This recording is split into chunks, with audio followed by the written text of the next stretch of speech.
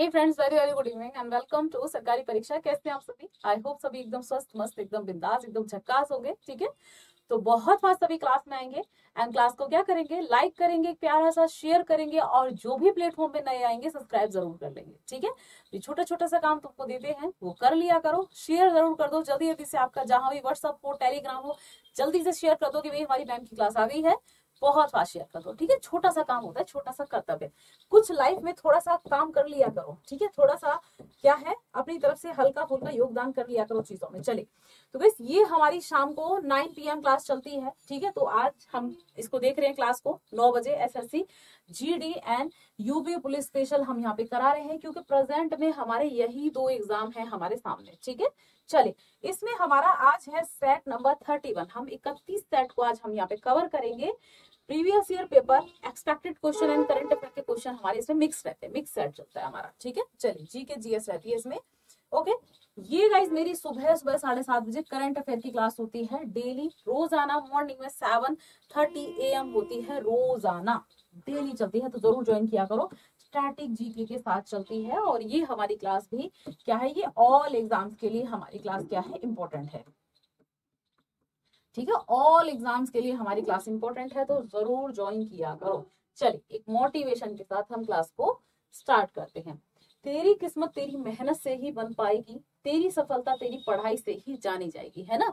तो कहते हैं ना, देखो एक चीज वो कहावत सुनी है ना कि मतलब बुराई इसमें नहीं है, या हम इसमें कुछ नहीं कर सकते कि हम एक बहुत ही गरीब परिवार में पैदा हुए हैं, या हम ऐसे परिवार में पैदा हुए हैं जहां पे हमारे पास कोई सुविधा नहीं है। हम सिर्फ एक काम कर सकते हैं, हम मेहनत कर सकते हैं, मेहनत करके हम अपनी उस किस्मत को बदल सकते हैं जहां पर कोई सुविधाएं नहीं थी। कहते हैं ना, देखो गरीब के पास सिर्फ एक ही चांस होता है, या तो बहुत अच्छी मेहनत कर ले तो कुछ बन जाए। ठीक है, मेहनत का मतलब भाई ढंग से दिमाग लगा के पढ़ाई करो तो तुम कुछ बन जाओ, अदरवाइज फिर नॉर्मल जिंदगी तो कट ही रही है। ठीक है, नॉर्मल तो सभी की कटती है, तो वही चीज है, कोई दूसरा ऑप्शन नहीं होता। ठीक है, तो लगे रहेंगे, पढ़ते रहेंगे इसी तरीके से। ठीक है, अब यहाँ पे ये मत कहना अरे मैडम आपने गरीब का एग्जाम्पल दे दिया, हम गरीब नहीं है।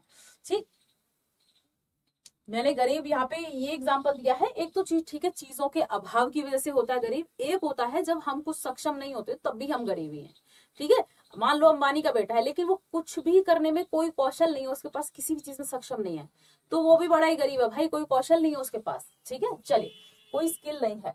तो यहाँ पे वही चीज है कि अपने पैरों पर, आपके पिताश्री के पास कितनी भी संपत्ति हो कोई फर्क नहीं पड़ता, आप गरीब ही हैं जब तक आप अपने पैरों पे नहीं खड़े होते। ठीक है, क्या भाई गरीब, क्या आप अपने पिता की संपत्ति पे है मतलब आप सक्षम नहीं है ना, और आप दूसरे के ऊपर डिपेंड है। और इंसान जब तक दूसरे के ऊपर डिपेंड रहता है मतलब वो बहुत अच्छे से हम कह सकते हैं उसको ह्यूमन में काउंट नहीं करेंगे। ठीक है, तो खुद पे डिपेंड बनो, चाहे 2 रुपए कमाओ लेकिन खुद पे डिपेंड। चलिए, आ जाओ, कुछ ज्यादा ही भावनाओं बह बह के आगे निकल गए। फर्स्ट क्वेश्चन है हमारा, रोल एक्ट अधिनियम पारित किया गया, तो भाई इसमें से क्या है, क्यों पारित किया गया था। ठीक है, क्लास को लाइक एंड शेयर करेंगे। सभी का वेरी वेरी गुड इवनिंग, सभी का अभिनंदन है, सभी का बहुत बहुत स्वागत है। क्लास को लाइक एंड शेयर करते जाएं। चलिए, ओके, क्लास को लाइक एंड शेयर करते जाएं बच्चे, जल्दी जल्दी से। ठीक है, तो ये रोल एक्ट की बात कर रहा है। पहली बार तो हम बात करते हैं जो रोल एक्ट है वो कब आया था, तो सभी को पता है ये 1919 के एक्ट की बात कर रहा है। ठीक है, अब इस अधिनियम में क्या किया गया था। ठीक है, इस अधिनियम में क्या किया गया था, देखो इस अधिनियम को किस किस नाम से जानते थे, रोल एक्ट को पहले तो ये लिख लो। इस एक्ट को जानते थे हम अंधा कानून,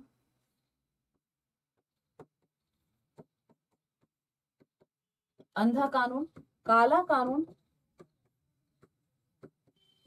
ठीक है, आदि नामों से जानते थे। क्योंकि गाइस इसमें क्या कर दिया गया था, रोल एक्ट में किसी भी व्यक्ति को अंग्रेजी सरकार क्या करती थी, सिर्फ शक के बिहाफ पर उठाकर जेल में डाल देती थी। और भाई अंग्रेजी सरकार को शक की भी जरूरत नहीं है, एक्ट ही ऐसा उन्होंने पारित कर दिया कि उन्हें ये भी नहीं बताना भाई शक है तो किस चीज का शक है, किसी व्यक्ति को उठाकर जेल में डाल देना था। इसी एक्ट के तहत 2 व्यक्तियों को गिरफ्तार किया गया था, एक तो डॉक्टर सत्यपाल मलिक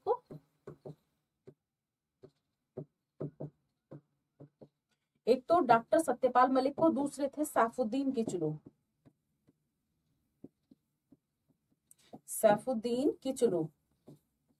ठीक है, 2 व्यक्तियों को यहाँ पर गिरफ्तार कर लिया गया, सैफुद्दीन किचलू और डॉक्टर सत्यपाल मलिक को। किचलू दिख रहा है ना, किचलू होगा। ठीक है, यहाँ लिख दे रही हूँ सैफुद्दीन किचलू, नीचे दब गया है ना वो किचलू।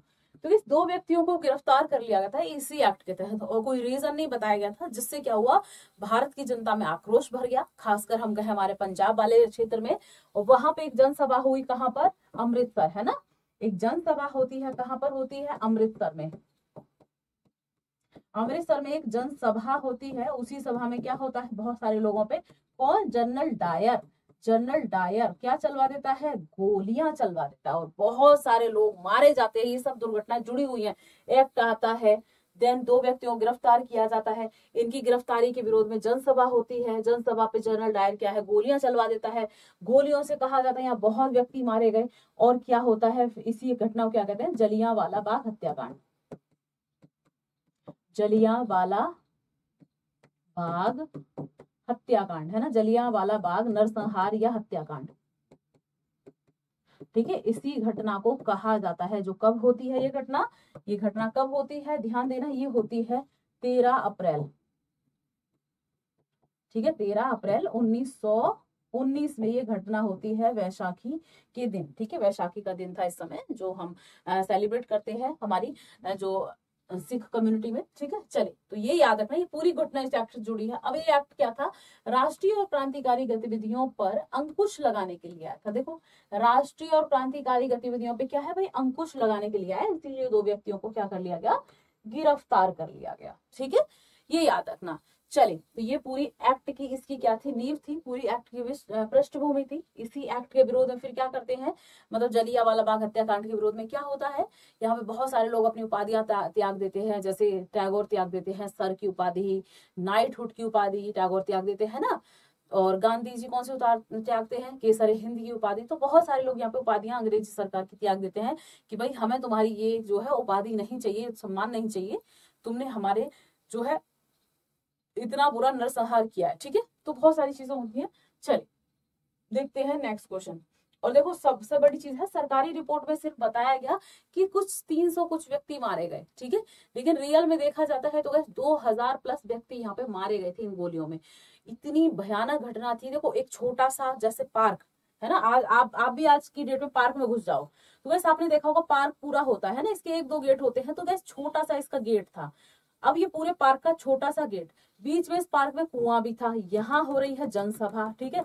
जनरल डायर भाई साहब आए, उन्होंने यहाँ पे खड़े थे, गोलियां बरसवा दी, ठीक है, हजारों की संख्या में धाए धाए धाए धाए गोलियां बरसवाई।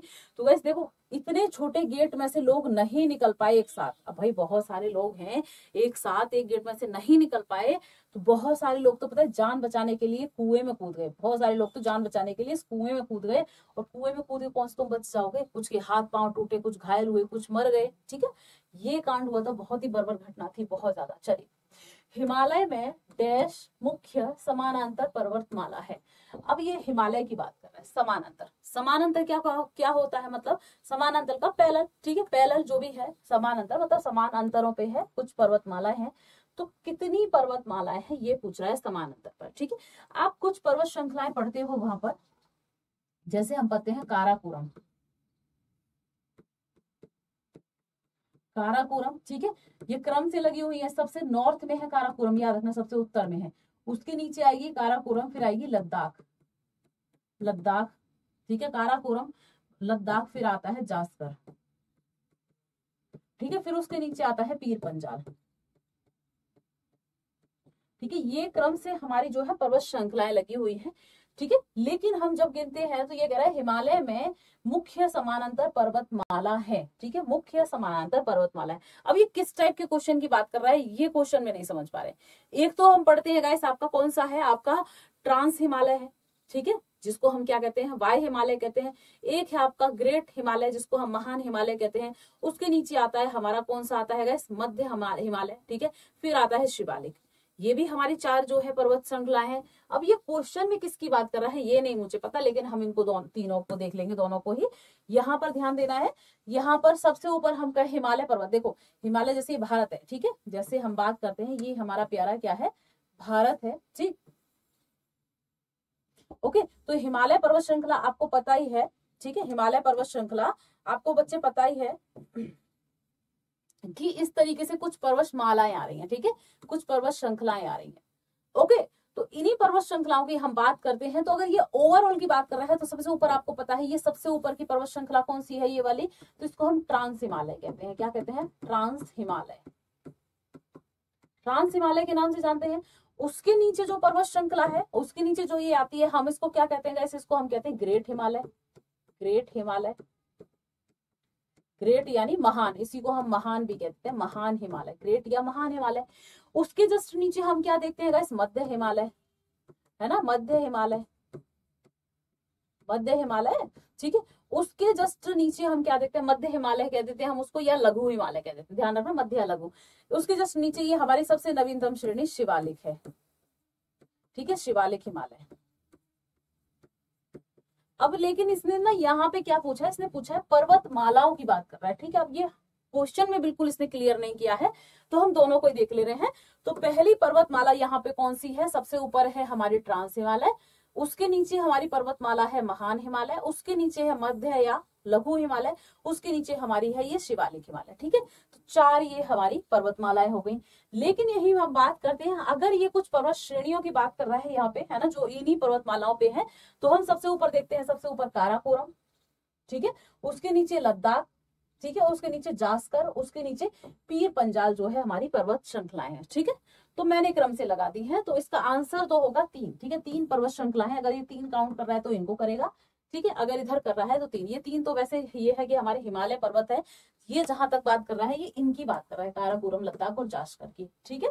चलिए, तो मैंने इसको करवा दिया। क्वेश्चन जिसने भी बनाया है ना, ये प्रीवियस ईयर क्वेश्चन है, इसको बेटा बहुत अच्छे से इसने क्लियर नहीं किया है ना, बहुत अच्छे से इस क्वेश्चन को इसने क्लियर नहीं किया है, ठीक है। फिर भी अगर आपको और कुछ समझ में आ रहा है तो आप मेरे को कमेंट बॉक्स में बताना आपको क्या समझ में आ रहा है, ठीक। चलिए, निम्न में से कौन सी नदी यमुना नदी की सहायक नदी नहीं है? चलिए, यमुना की सहायक नदी नहीं है।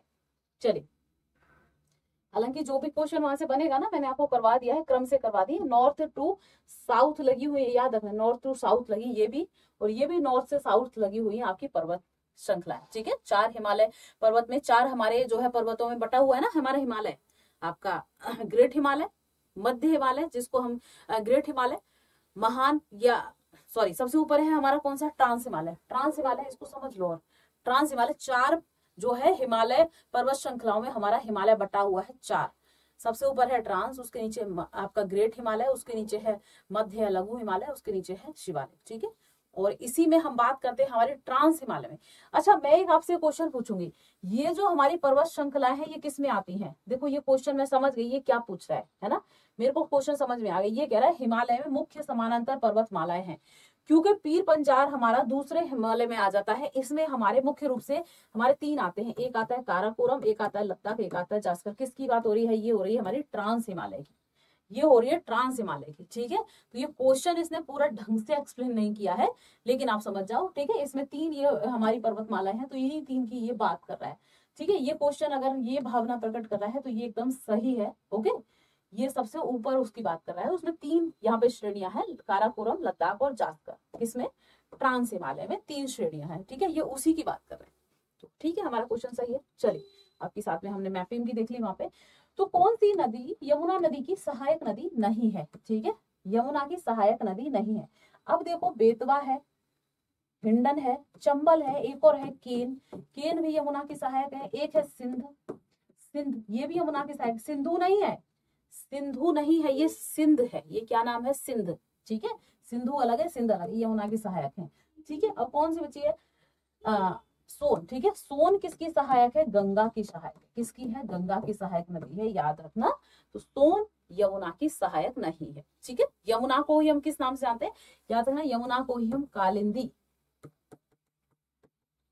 कालिंदी या कालिंद्री के नाम से जानते हैं, कालिंदी कहते हैं वैसे तो, कालिंदी के नाम से ही यमुना को जानते हैं, याद रखना, ठीक है। चलिए, और कहा जाता है कि यमुना बहुत ही ज्यादा पॉल्यूटेड हो चुकी है, बहुत। कहाँ से निकलती है? उत्तराखंड से निकलती है। उत्तराखंड से यमुनोत्री ग्लेशियर बंदर पुच्छ नामक जगह से निकलती है यमुना, ठीक है। चलिए, अगला क्वेश्चन है हमारा, जब भारत को स्वतंत्रता मिली तो इंग्लैंड के प्रधानमंत्री कौन थे? ठीक है, जब भारत स्वतंत्र होता है उस समय इंग्लैंड के प्रधानमंत्री कौन थे? कब स्वतंत्र होता है ये सभी को पता है, मुझे नहीं लगता बताने की जरूरत होगी। 15 अगस्त 1947 को भारत एक स्वतंत्र देश के रूप में सामने आता है, ठीक है, ये याद रखना है। देखो भारत और पाकिस्तान जब दोनों डिवाइड हुए ना, तो डिवाइड कब होते हैं दोनों, याद रखना, ये होते हैं 14 अगस्त, 14 अगस्त की रात को। अब ये 14 अगस्त की रात के 12 बजे, 12 बजे। अब गाइस यहाँ पे हमारी 15 अगस्त की भी रात लग गई, ठीक है, 15 अगस्त की भी मॉर्निंग लग गई, तो यहाँ पे हम कुछ कह नहीं सकते, तो इसीलिए 14 और 15 के एकदम मिड टाइम पे रात को 12 बजे यहाँ पे भारत और पाकिस्तान नाम के दो अलग स्वतंत्र देश बनते हैं, ठीक है। चलिए, इसीलिए पाकिस्तान अपना स्वतंत्रता दिवस 14 अगस्त को मनाता है, भारत मनाता है 15 अगस्त को, ठीक है। तो देखते हैं यहाँ पे हमारा क्वेश्चन। ओके, क्लास को शेयर करते जाओ, चलिए जल्दी से शेयर कर दो। तो भाई यहाँ पे कौन थे उस समय, इंग्लैंड के प्रधानमंत्री, तो याद रखें कौन थे, क्लीमेट एटली, ठीक है, तो एटली भाई साहब थे उस समय प्रधान के जो है प्रधानमंत्री इंग्लैंड के, जब भारत स्वतंत्र हुआ। और जब भारत स्वतंत्र हुआ उस समय गवर्नर जनरल, या हम कहते हैं वायसराय, कौन था भारत का वायसराय, ठीक है,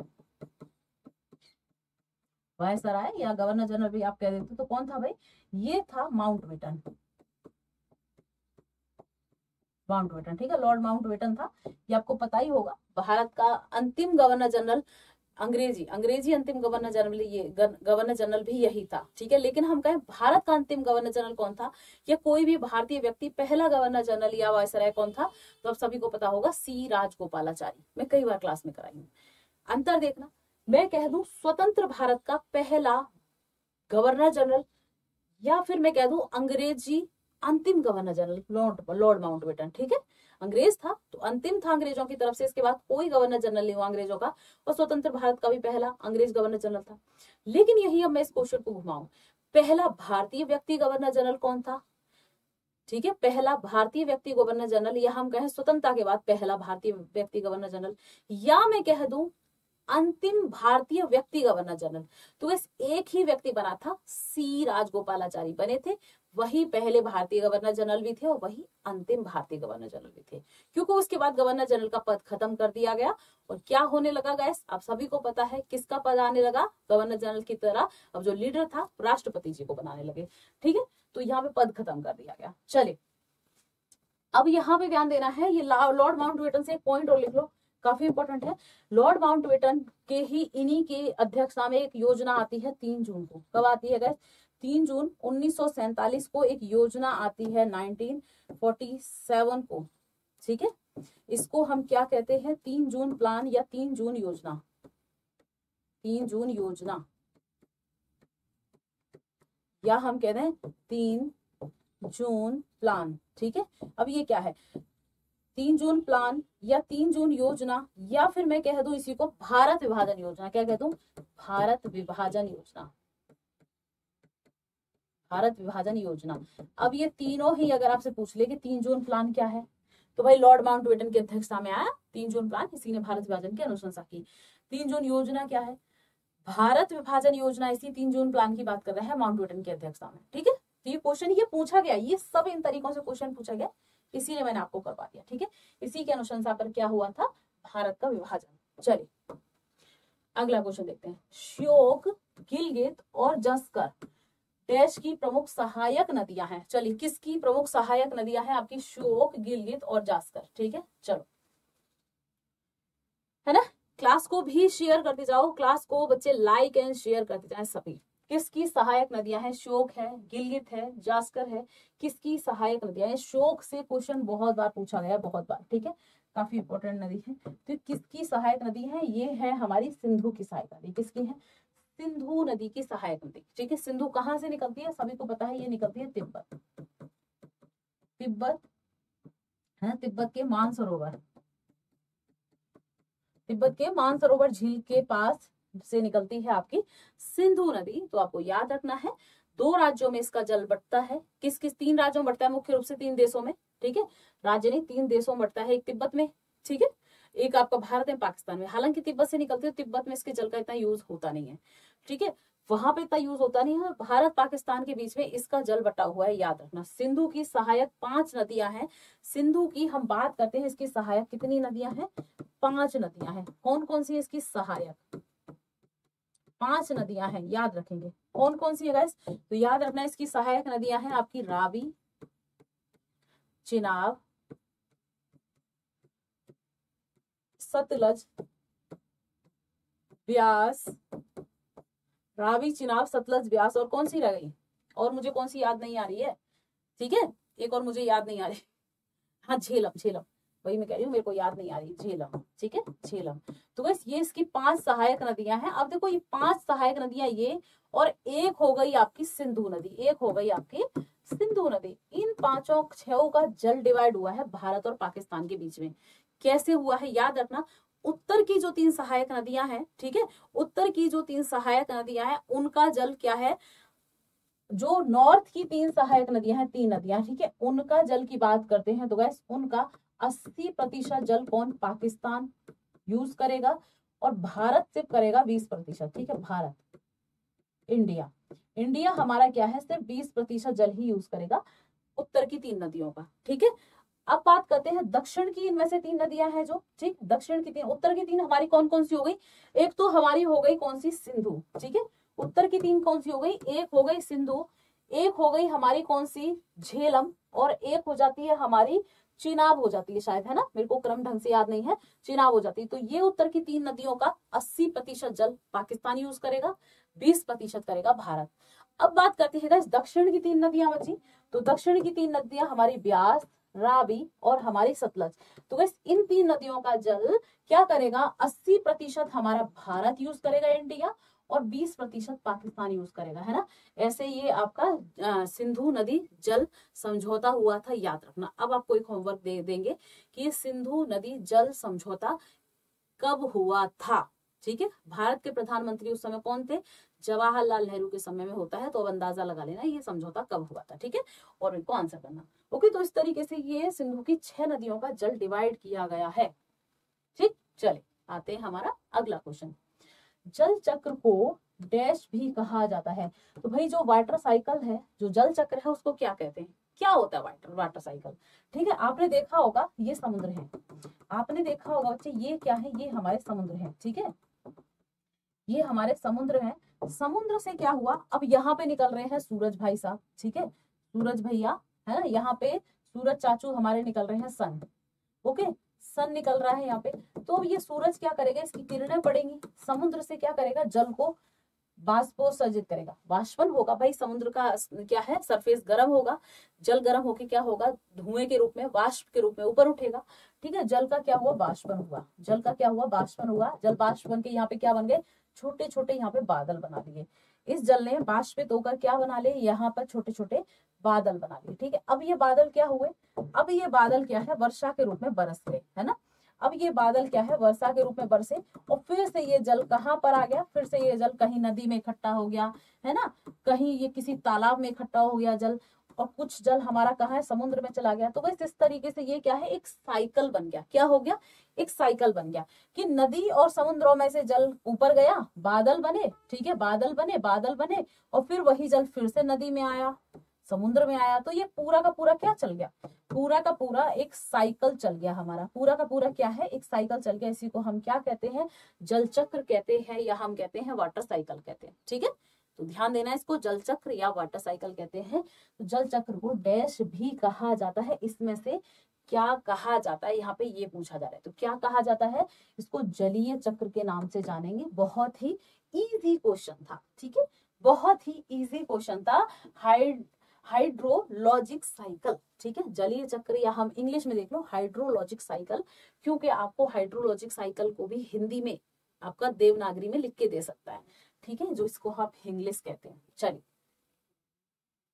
अगला क्वेश्चन हमारा देखते हैं नेक्स्ट। ओके, राम मोहन राय को राजा की उपाधि किसने दी थी। चलिए, राजा राम मोहन राय, हम पूरा नाम पढ़ते हैं ना, राम मोहन राय को राजा की उपाधि किसने दी थी, आंसर करो। राम मोहन राय के द्वारा एक जो है संस्था का गठन किया गया था, क्या नाम था गाइस, सभी को पता है, ब्रह्म सभा, ठीक है, ब्रह्म सभा का गठन किया गया था। इसको आगे चल के हमने ब्रह्म समाज कह दिया था, ब्रह्म समाज, आगे चल के हम इसको ब्रह्म समाज के नाम से जानते हैं। लेकिन याद रखना, ये जो ब्रह्म सभा है कब गठित होती है, ये होती है गठित गाइस 1828 में इसका गठन होता है। लेकिन इससे पहले एक संस्था गठित होती है, कब, 1815 ईस्वी में, क्या नाम है, आत्मीय सभा, आत्मीय सभा राजा राम मोहन राय के द्वारा गठित की जाती है। इसी आत्मीय सभा को आगे चल के ब्रह्म सभा, फिर इसका नाम बदल के ब्रह्म समाज कर दिया जाता है। ठीक है, याद रखना। राजा राम मोहन राय की हम बात करते हैं तो आपको पता ही है, इनको क्या कहते हैं, भारतीय पुनर्जागरण का पितामह। ठीक है, भारतीय पुनर्जागरण, भारतीय पुनर्जागरण का पिता, भारतीय पुनर्जागरण का पिता या जनक कहा जाता है राजा राम मोहन राय को। ठीक है, इन्हीं को कहा जाता है पश्चिम और पूर्व के बीच सेतु। ठीक है, पश्चिम और पूर्व के बीच सेतु का काम इन्होंने किया तो सेतु कहा जाता है। पुल जो होता है ना, पुल या ब्रिज। ठीक है, राजा राम मोहन राय के ही इन्हीं के प्रयासों से क्या हुआ था, आप सभी को पता है, 1829 में, 1829 में क्या होता है, सती प्रथा, सती प्रथा का अंत, सती प्रथा का अंत। ठीक है, इन्हीं के प्रयासों से होता है, याद रखेंगे। उस समय किस, इनके प्रयासों से होता है, लेकिन किसके द्वारा यहाँ पे ऐसा लॉ लाया गया कि सती नहीं होंगी अब, तो बेंटिक था उस समय। ठीक है, Lord William Bentinck, Lord William Bentinck था, इसके प्रयासों से सती प्रथा का अंत होता है। मतलब इसने यहाँ पे ऐसा कानून पारित किया कि हाँ सती प्रथा नहीं होगी, राजा राम मोहन राय के प्रयासों से होता है। ठीक है, ये सारी चीजें आपको याद रखनी है राजा राम मोहन राय के बारे में। ठीक, इनकी एक पत्रिका भी थी, संवाद कौमुदी, एक नहीं इनकी बहुत सारी थी पत्रिका। संवाद कौमुदी काफी फेमस है, एक है मिरातुल अखबार, मिरातुल अखबार इन्हीं का है ना, तो इनकी कुछ पत्रिकाएं भी थी, याद रखेंगे। तो क्या होगा, मुगल सम्राट अकबर द्वितीय। ठीक है, किसके द्वारा, अकबर द्वितीय, याद रखना, मुगल सम्राट अकबर द्वितीय के द्वारा इनको राजा की उपाधि दी गई थी। और इनकी मृत्यु कहाँ हो जाती है, गैस ये क्या करते हैं, मुगल जो है बादशाह अकबर द्वितीय की ही पेंशन को बढ़वाने के मामले में कहाँ जाते हैं, इंग्लैंड जाते हैं, वहीं पर इनकी मृत्यु हो जाती है। कहाँ पर, इंग्लैंड में एक जगह है ब्रिस्टल, ब्रिस्टल नाम की जगह पे इनकी मृत्यु हो जाती है। ठीक है, याद रखेंगे। तो इनकी मृत्यु कहाँ होती है, ब्रिस्टल में होती है, ये भी आपको याद रखना है, राजा राम मोहन राय। चलिए नेक्स्ट क्वेश्चन है हमारा, क्लास को लाइक एंड शेयर करते जाएंगे सभी। संसद का विशेष बहुमत क्या तात्पर्य है, संसद का विशेष बहुमत, इससे क्या तात्पर्य है, इससे आप क्या समझते हो, मतलब विशेष बहुमत क्या होता है। ठीक है, ये पूछा जा रहा है। तो इस विशेष बहुमत में होता क्या है, नॉर्मली आपने देखा होगा साधारण बहुमत होते हैं ना, लेकिन अगर कोई बिल ऐसा पास करना हो, जैसे आपने देखा हो कॉन्स्टिट्यूशनल अमेंडमेंट होते हैं, संविधान संशोधन, है ना, तो विशेष बहुमत के साथ होता है। तो इस टाइप का किसी भी अमेंडमेंट पे जिसपे विशेष बहुमत की जरूरत होती है, तो उसमें क्या होता है। ठीक है, क्या होता है, इसमें आंसर करो। ये 3-4 ऑप्शन दे रहा है, 3/4, 2/3, 1/3, 1/4।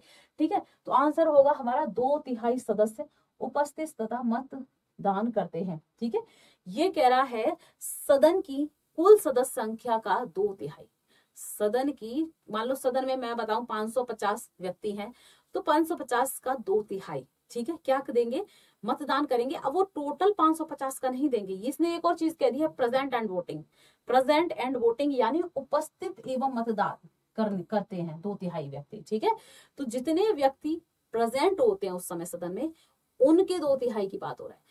मान लो सदन में अभी हमारे कितने, लोकसभा में 500 हम पढ़ते हैं ना, 500 अभी क्या बोलते हैं, मैक्सिमम 550 मेंबर्स हैं। ठीक है, तो 550 मेंबर्स की बात नहीं कर रही है, ये कह रहा है कि सदन में प्रेजेंट में कितने मेंबर्स हैं, जितने सदन में प्रेजेंट में मेंबर्स होंगे प्रेजेंट में, ठीक है, उनका 2/3 मेंबर क्या करेंगे, वोटिंग करेंगे। ठीक है, तो उसी को कह रहा है 2/3 प्रेजेंट एंड वोटिंग हमारा क्या होता है, विशेष बहुमत। ठीक है, याद रखना है। चलिए नेक्स्ट क्वेश्चन है, निम्न में से कौन भारत में 8 को, हाँ अब आपको एक यहाँ पे होमवर्क दूंगी मैं, आपका होमवर्क ये है, आप मुझे बताओगे जो विशेष बहुमत है, ठीक है, या हम कह रहे हैं किसी भी किस किस चीज के लिए, किस बिल के लिए, किस अमेंडमेंट के लिए विशेष बहुमत की जरूरत कब पड़ती है, ये आपका होमवर्क है। और आप बताओगे मेरी क्लास खत्म होने के बाद कमेंट बॉक्स के नीचे, ठीक है, विशेष बहुमत की जरूरत कब कब पड़ती है, ये आप मुझे आंसर करो। ठीक है,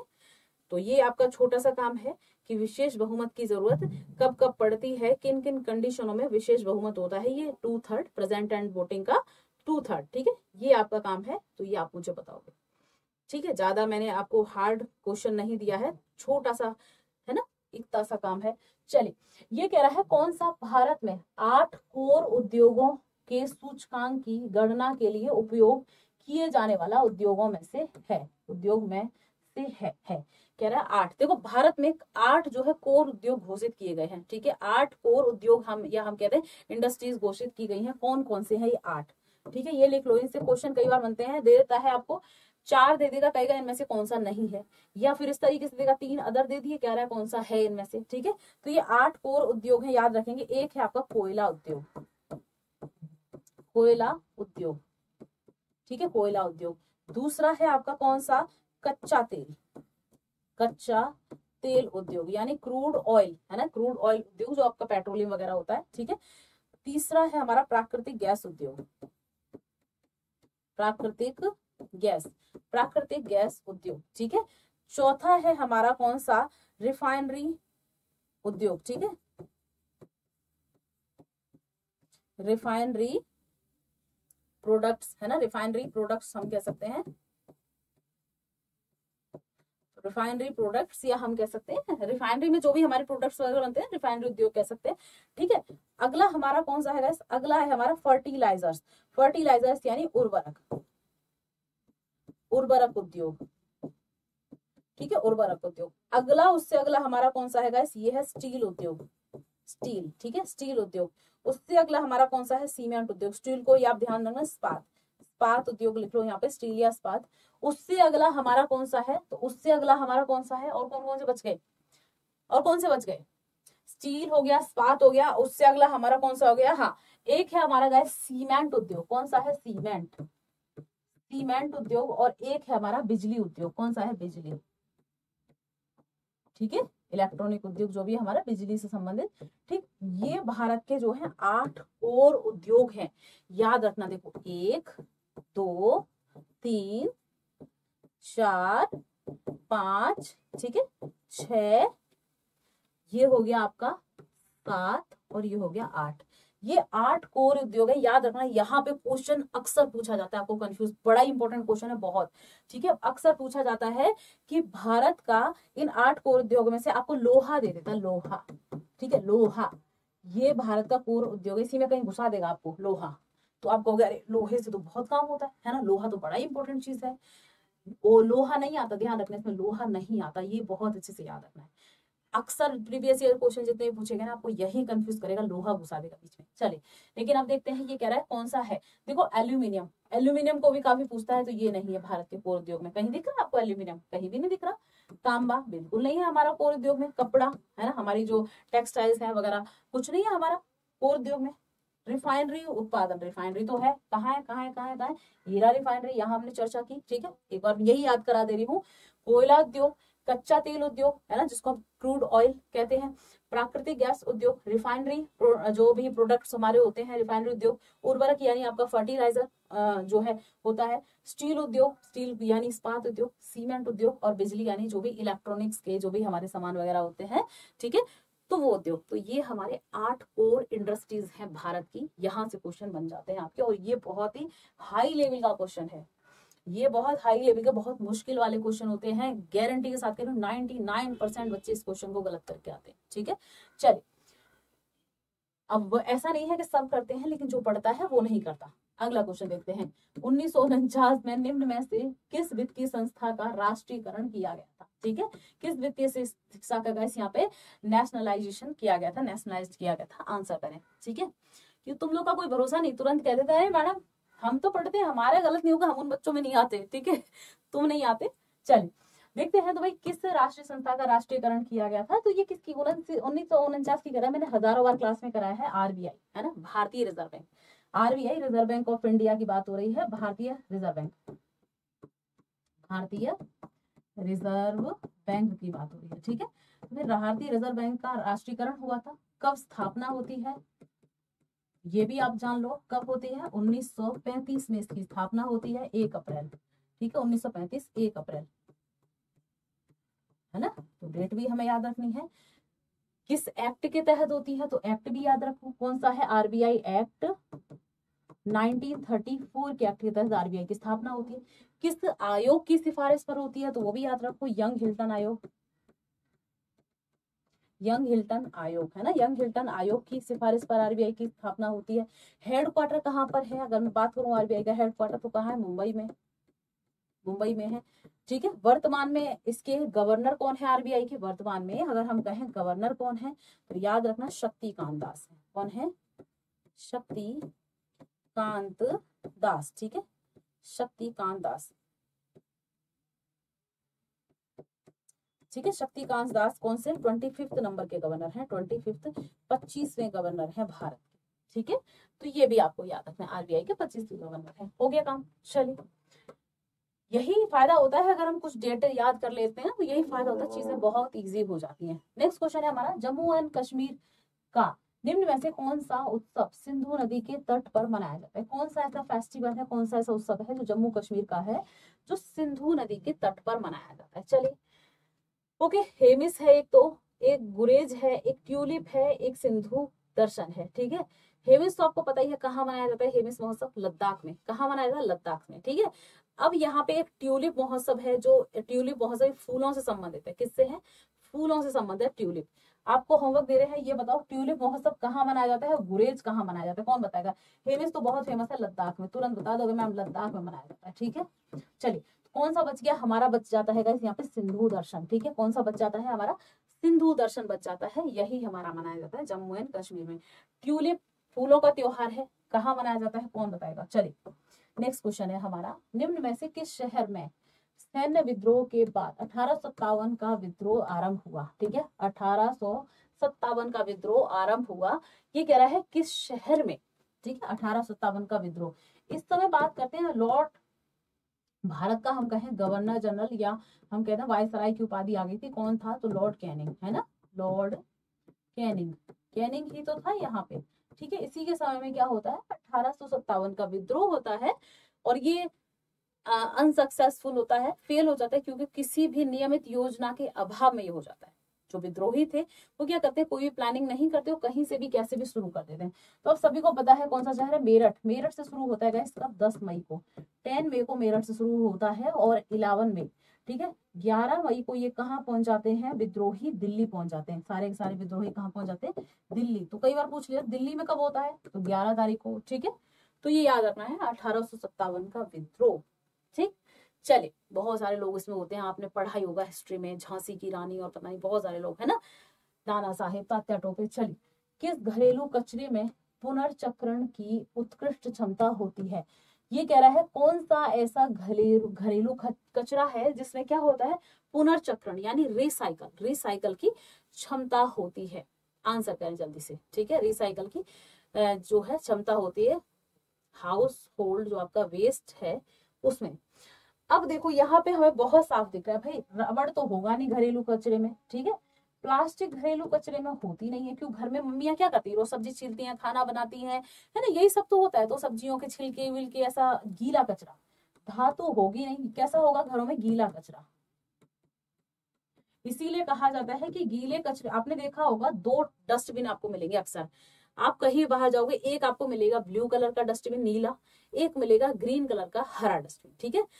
अब वो 2 क्यों होते हैं, यहाँ पे ध्यान देना, जो नीला है, जो ब्लू है, वो किसके लिए होता है? इस टाइप की चीजों के लिए, जो सूखा कचरा होता है, इसको सूखा कचरा कहते हैं। जैसे प्लास्टिक हो गई, है ना, पॉलीथीन, कोई भी धातु हो गई, रबड़ हो गई, कोई भी मेटल वगैरह, ये क्या है? सूखा कचरा। कैसा कचरा है ये? सूखा, है ना, सूखा कचरा। तो सूखा कचरा डालते हैं, ये सब चीजें, इस टाइप की चीजें नीले डस्टबिन में। किसमें? नीले डस्टबिन में। और गीला कचरा डालते हैं हरे डस्टबिन में। किसमें डालते हैं? हरे डस्टबिन में, ठीक है। गीले कचरे में हमारा वनस्पति कचरा आ जाएगा, सिंपल है। घर से जो भी हमारा खाने पीने की चीजें निकलती हैं, या साग सब्जी के छिलके विलके, वो हरे कचरे, गीले कचरे में आते हैं। इसीलिए किया कहा जाता है कि गीला कचरा, अब जब भी घर में कूड़ा इकट्ठा करो, मम्मी को बोलो, भाभी, दीदी, जो भी घर में काम कर रही है, वैसे उनको बोलो कि जो भी किचन का गीला कचरा होता है उसे एक पॉलीथीन में अलग रख दिया करें, ठीक है। और जो सूखा कचरा होता है उसे एक पॉलीथीन में, ठीक है। नगर निगम की जो भी गाड़ी वगैरह आती है लेने के लिए, तो गीले कचरे और सूखे कचरे के लिए ध्यान देना, उस गाड़ी में भी बीच में एक डिवाइडेशन लगा रहता है। हालांकि लोग उसको फॉलो नहीं करते, लोग क्या करते हैं, ऐसी पन्नियां पटक देते हैं और सारे कचरे इकट्ठे कर देते हैं। तो हमेशा अलग रखना चाहिए। तो आंसर होगा वनस्पति कचरा। हमारा यहाँ पे क्या है, घरेलू कचरे का पुनर्चक्रण यानी रिसाइकल हो सकता है। अगर लोग इसको सही से फॉलो करें ना, तो क्या हो, रिसाइकल वाला कचरा तुरंत अलग चला जाए, है ना, तो इतना हमें पॉल्यूशन ना दिखे। लेकिन लोग मानते कहाँ है। चले, वैश्विक वेतन रिपोर्ट निम्न में से किस संगठन द्वारा प्रकाशित की जाती है? चलिए, वैश्विक वेतन रिपोर्ट, ठीक है, आपकी ग्लोबल वेज रिपोर्ट, ठीक है, कह रहा है किस संगठन के द्वारा। वेजेस की बात हो रही है तो यहाँ पे क्या आ जाएगा, वेजेस की बात हो रही है तो भाई क्या आ जाएगा, श्रम आ जाएगा, है ना, अंतरराष्ट्रीय श्रम संगठन, जिसको हम शॉर्ट में ILO कह देते हैं, इंटरनेशनल लेबर ऑर्गेनाइजेशन, ठीक है, इंटरनेशनल लेबर ऑर्गेनाइजेशन, इसके द्वारा क्या किया जाता है, यहाँ पर रिपोर्ट निकाली जाती है, वैश्विक वेतन रिपोर्ट, ठीक है। चलिए, नेक्स्ट क्वेश्चन है हमारा अगला, भारत में योजनाबद्ध आर्थिक विकास प्रथम पंचवर्षीय योजना की शुरुआत डैश में शुरू हुई थी, ठीक है, ये कह रहा है, कुल मिला के कह रहा है आर्थिक विकास प्रथम पंचवर्षीय योजना की शुरुआत, अरे पहली पंचवर्षीय योजना पूछ रहा है कब हुई थी। आपको पता है टोटल 12 पंचवर्षीय योजना थी, टोटल कितनी थी, 12 थी। कब से स्टार्ट होती हैं तो आप सभी को पता है 1951 से शुरू होकर 2017 तक इनका कार्यकाल होता है, लेकिन बीच में ही सन 2015 में नीति आयोग भाई साहब टपक जाते हैं बीच में, और योजना आयोग को यानी 12वीं पंचवर्षीय योजना को भंग कर दिया जाता है। 2015 में ही योजना आयोग भंग, तो भैया उसके द्वारा चलाई गई 12वीं पंचवर्षीय योजना भंग, ठीक है, ये सभी को पता ही होगा, ठीक है, तो इसमें कोई कॉमन रॉकेट साइंस नहीं है। चलिए, निम्न में से कौन सा उद्यान यूनेस्को की विश्व धरोहर सूची में भारत का पहला मिश्रित विश्व धरोहर स्थल है? देखो, मैंने आपको कई बार बताया है कि भारत की मिक्स्ड हेरिटेज साइट, ठीक है, भारत की मैंने कई बार बताया है मिक्स्ड हेरिटेज साइट यूनेस्को में शामिल कौन सी है, ठीक है, आंसर करो। अब देखो यहाँ पे ध्यान देना, यूनेस्को 1945 में स्टैब्लिश होता है, और कहाँ है इसका हेडक्वार्टर, पेरिस फ्रांस में, ठीक है, पेरिस फ्रांस में इसका हेडक्वार्टर है, तो ये यूनेस्को के याद रख लो, ठीक है। टोटल कितनी साइट्स हैं भारत में यूनेस्को में, तो आपको वो बताइए, 42 टोटल भारत में क्या है, यूनेस्को में शामिल साइट्स हैं, ठीक है। 42 साइडों में अगर मैं चर्चा करती हूँ तो यहाँ पे हमें सभी को पता है 34 साइड हमारी कैसी है, सांस्कृतिक है, सांस्कृतिक यानी कल्चरल है, ठीक है। हम बात करते हैं हमारी 7 साइड कैसी हैं, प्राकृतिक है, प्राकृतिक यानी नेचुरल है, और हम बात करते हैं एक साइड हमारी कैसी है, मिक्स्ड है, एक साइड हमारी मिक्स्ड है, मिक्स्ड यानी हम कहते हैं कैसी, मिश्रित, मिश्रित स्थल है। अब ये मिश्रित स्थल कहाँ पर है, तो याद रखना ये बात हो रही है, ऑप्शन भी होगा हमारा, देखो हिंदी में क्या लिख दिया इसने, खंड चेंग जोंगा है ना, वहां बताओ, यहाँ आ जाओ, Kanchenjunga national park, Kanchenjunga national park की बात हो रही है, कंचनजंगा राष्ट्रीय उद्यान गाइस हमारी मिक्स्ड हेरिटेज साइट है।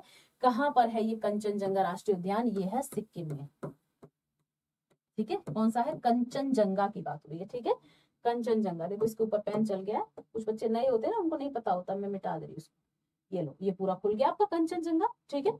चलिए, ओके, तो याद रखना है, ऑपरेशन ब्लू स्टार किसके साथ जुड़ा है, ऑपरेशन ब्लू स्टार भाई बड़ा ही फेमस है, भारत की आयरन लेडी, भारत की आयरन लेडी इंदिरा गांधी, इंदिरा गांधी, है ना, भारत की आयरन लेडी इंदिरा गांधी के समय में होता है ऑपरेशन ब्लू स्टार, ठीक है। अब भाई इन्होंने क्या किया था, एक मंदिर था वहां पर, कुछ इन्होंने, इन्हें शक हुआ कि कुछ टेररिस्ट हैं, कुछ आतंकवादी हैं, उनको मंदिर में घुसकर क्या किया था, गोलियां चलवा दी थी, है ना, मंदिर में घुसकर मरवा दिया था, इसीलिए इनको आयरन लेडी भी कहते हैं। किसकी बात हो रही है, स्वर्ण मंदिर की हो रही है, ठीक है, स्वर्ण मंदिर जो हमारा गोल्डन टेम्पल है अमृतसर में, वहीं पर ये कांड हुआ था, तो ये इंदिरा गांधी के समय चलाया गया था ऑपरेशन ब्लू स्टार, ठीक है। चलिए, नेक्स्ट क्वेश्चन है, अवसाद एक डैश विकार है, अवसाद, अब हिंदी में आपको समझ में नहीं आएगा अवसाद, यहाँ देखो डिप्रेशन, किसकी बात कर रहा है, डिप्रेशन, डिप्रेशन किस टाइप का विकार यानी डिसऑर्डर है, डिप्रेशन किस टाइप का विकार यानी डिसऑर्डर है, ये पूछा जा रहा है ना। हिंदी में ये क्वेश्चन देखो बिल्कुल समझ में आने वाला नहीं है, लेकिन इंग्लिश में बड़ा ही साफ साफ समझ में आ रहा है, ठीक है। तो डिप्रेशन की बात हो रही है तो क्या होगा, ठीक है, ये हमारा साफ साफ दिख रहा है, मनोदशा, मनोदशा, ठीक है, तो याद रखेंगे डिप्रेशन अवसाद यानी हमारा क्या है, एक मनोदशा, हमारा मेंटली डिसीज है, ठीक है, मेंटली डिसीज है, या मूड लिख दिया, मनोदशा, ठीक है, तो मेंटली डिसीज है, याद रखना है। चलिए, अगला क्वेश्चन है, किसी पदार्थ के घनत्व को डैश के रूप में परिभाषित किया जाता है, किसी भी पदार्थ के घनत्व यानी उसकी डेंसिटी को किस रूप में परिभाषित किया जाता है ना, ये आंसर करो।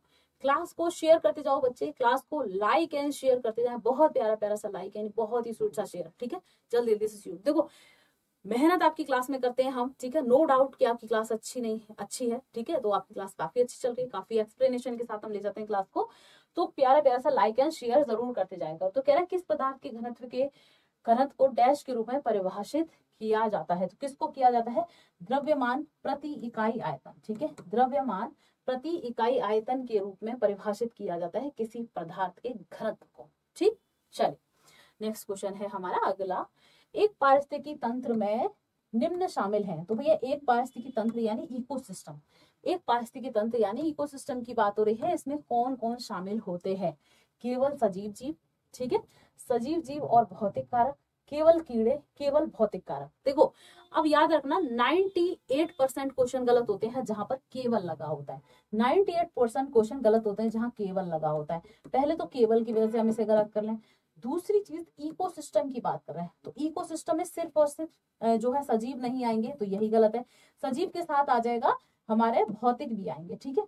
कीड़े भी हमारे किस में आ गए? सजीव में आ गए। कीड़े भी हमारे किस में आ गए? ये भी तो जीव है, ये भी तो जीव है, जीव जंतु। भौतिक भी आएगा, खाली भौतिक नहीं आएगा, भौतिक के साथ जैविक भी आ जाएगा। तो याद रखना सजीव जीव और भौतिक जीव। यानी अगर मैं कह दूं इकोसिस्टम में क्या आते हैं? जैविक घटक और अजैविक घटक, ठीक है, अजैविक घटक। ओके, इसको याद रखना है। तो ये हमारे इकोसिस्टम या पारिस्थितिकी तंत्र में आते हैं। जैविक घटक यानी सजीव जीव, जो भी आपके जीव जंतु पेड़ पौधे है ना, ये सब जो भी क्या करते हैं? श्वसन करते हैं, ठीक है, जिनमें जान होती है, जो भी श्वसन करते हैं, ठीक है, वो सारे क्या आ जाएंगे हमारे जीवित में। और अजैविक घटक या भौतिक घटक में कौन से आएंगे गाइस? जैसे हम बात करते हैं अजैविक कौन आएगा भौतिक घटक में?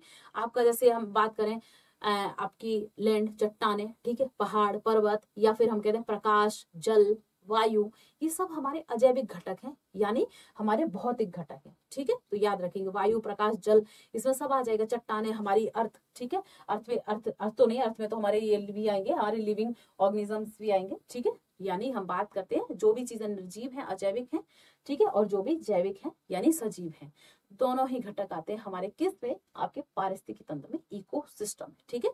तो इसको याद रखेंगे। चलिए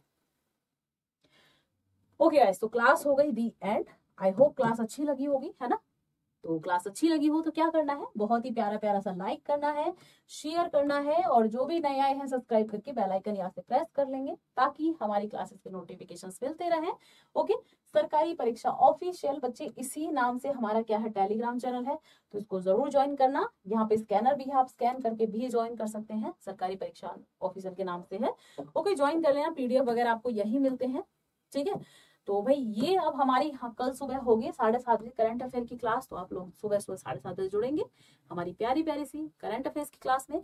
ओके, तो इसी के साथ हम क्या करते हैं? क्लास को एंड करते हैं, दी एंड करते हैं। ये क्लास 9 बजे होती है। ओके, चलिए एक बहुत ही प्यारे से स्वीट से मोटिवेशन के साथ इसका एंड करते हैं। तेरी किस्मत तेरी मेहनत से ही बन पाएगी, तेरी सफलता तेरी पढ़ाई से ही जानी जाएगी, है ना। तो कहते हैं ना, आपकी सफलता आपकी पढ़ाई से, आपके स्ट्रगल से, आपकी मेहनत से ही जानी जाएगी, है ना। तो कुछ ना कुछ कोशिश करो कि हाँ हम जल्दी से जल्दी कुछ ना कुछ मुकाम हासिल कर लें, कहीं ना कहीं सिलेक्शन ले लें बहुत जल्दी, ठीक है। तो अपना ध्यान रखें, इसी के साथ अपना ख्याल रखें। मिलते हैं सुबह 7:30 बजे हमारी करंट अफेयर वाली क्लास में। गाइस अपना ध्यान रखें। Bye bye, tata, take care, जय हिंद, जय भारत।